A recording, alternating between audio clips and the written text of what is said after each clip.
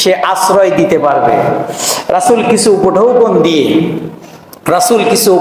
দিয়ে এক নিকট আত্মীয়র কাছে পাঠালেন একজনকে।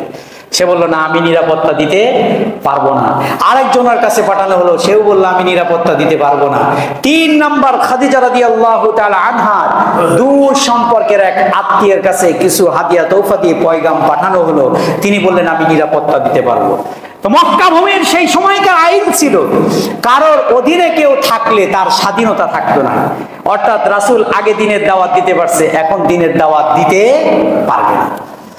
তাহলে মক্কায় অবস্থান করবে কারোর অধীনে, কিন্তু দিনের দাওয়াত দিতে পারবে না। এর চেয়ে কষ্ট, দুঃখ আর কিছু হতে পারে? কথা বলেন না কেন? এত সহজে ইসলাম এসেছে? আসে নাই। রাসূলুল্লাহ সাল্লাল্লাহু আলাইহি ওয়াসাল্লাম হাত পা বাঁধা অবস্থা হয়ে গেল, কারোর কাছে দিনের দাওয়াত দিতে পারে না, আশ্রয় নিয়ে আশ্রিত অবস্থায় আছে। কিন্তু মক্কার একটা নিয়ম নীতিমালা ছিল, কঠোর হলেও কিছু শিথিলতা ছিল। সেটা হচ্ছে হজের মৌসুমে যখন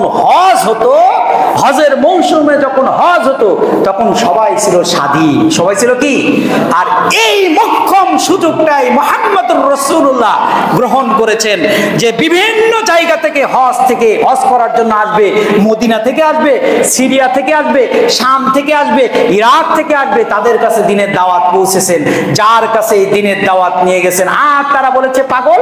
যেই বলেছে পাগল, আরো মানুষ দেখার জন্য উৎসুক হয়েছে। যেই গিয়েছে বিশ্বনবীর কাছে, কোরআনের এই দাওয়াতের বাণী শুনে সঙ্গে সঙ্গে মুসলমান হয়ে গেছে।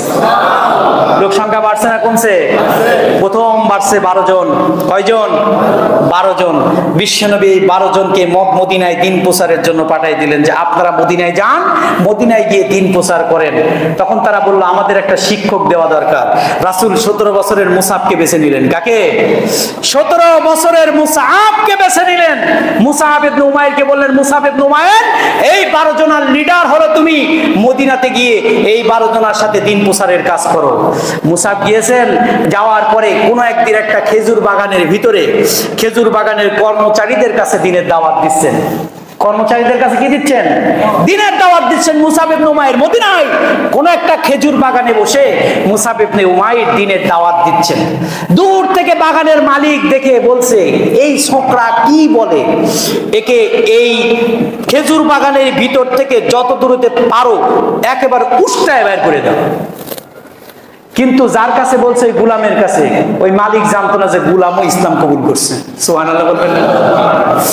গোলাম গিয়ে মুসাব ইবনে উমাইরের কাছে খালি ঠোঁটগুলো একটু নাড়ায়, কিচ্ছু বলে নাই। মুসাব ইবনে উমাইর দিনের দাওয়াত দিচ্ছে, গোলাম গিয়ে ঠোঁট নাড়াচ্ছে, নাড়ায় এসে মালিকের কাছে বলছে, মালিক, এ খুব গুয়ার টাইপের ছেলে, কোনো কথাই শুনতে চায় না, আপনি গিয়ে দেখেন। অ্যাকচুয়ালি তার ইচ্ছা ছিল মালিক গিয়ে কোরআনের বাণীটা একটু শুনো। মালিক গিয়েছেন মুসাব ইবনে উমাইরের কাছে। হযরত মুসাব ইবনে উমাইর কারোর কোনো বাণী বলে নাই, নিজের কোনো বাণী বলে নাই, কোরআনের বাণী দিয়ে দিনের দাওয়াত দিচ্ছেন। এই মালিক যখন মুসাবের মুখ থেকে, সুন্দর ফুটফুটে সন্তান যুবক মুসাবের মুখ থেকে কোরআনের বাণী শুনেছেন, আসক্ত হয়ে গিয়েছেন, কালিমা পড়েছেন, মুসলমান হয়ে গিয়েছে। ইসলাম এইভাবে প্রচার হয়েছে। এরপরে দ্বিতীয় আকাবার বায়াত হয়েছে, তৃতীয় আকাবার বায়াত হয়েছে, চতুর্থ আকাবার বায়াত হয়েছে। এসে মদিনার মানুষ বলেছে, রাসূল, আপনার এখানে থাকার দরকার নাই, আপনি মদিনায় আসেন, সম্পূর্ণ নিরাপত্তা দেওয়ার দায়িত্ব আমাদের।